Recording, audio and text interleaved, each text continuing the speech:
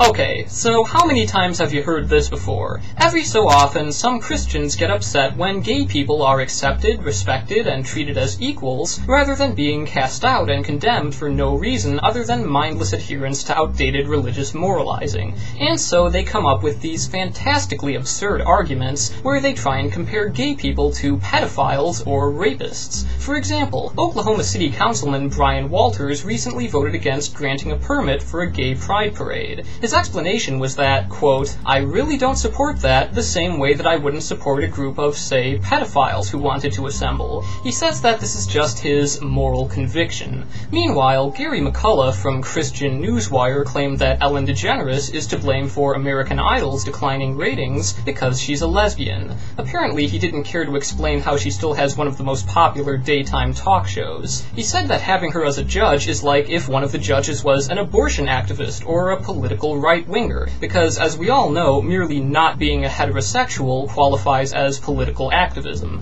He concludes by saying, "Perhaps next we will see the pro-pedophilia group NAMBLA use its influence in Hollywood to have Dancing with the Stars seat Roman Polanski as a judge."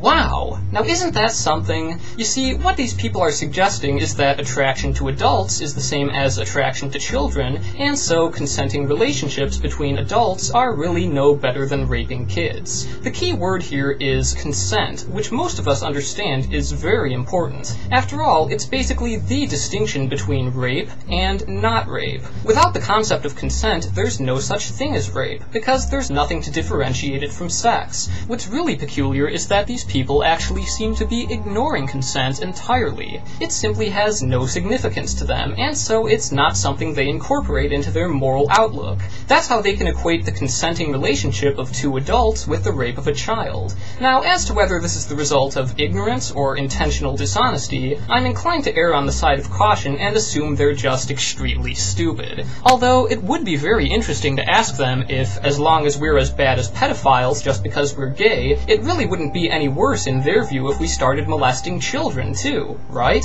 I think their answers would be enlightening. The thing is, they don't seem to realize that once they've written consent out of the moral equation, their comparison of consenting partners to rapists will encompass them as well. If consent is irrelevant, then by their own moral reasoning, these presumably heterosexual Christians are really no better than child molesters. Obviously, it doesn't matter that they actually aren't raping people, because according to their ethics, consent just isn't that important. That's the problem with being so dumb. Sometimes it backfires. The sword of ignorance cuts both ways, and we can use this to our advantage. So the next time some Christians call for replacing sex education classes with abstinence until marriage, all you need to do is tell them, how is that any better than having rapists teach sex ed? And whenever you see Christians campaigning to outlaw everything but traditional marriage, just ask them, what's next? Letting people marry children? Hey, it's in the Bible. And if you think this all sounds really stupid, well, it is. In fact, it's almost as stupid as saying gay people are the same as rapists. And maybe, just maybe, it'll help people to understand that when they're the ones being compared to pedophiles.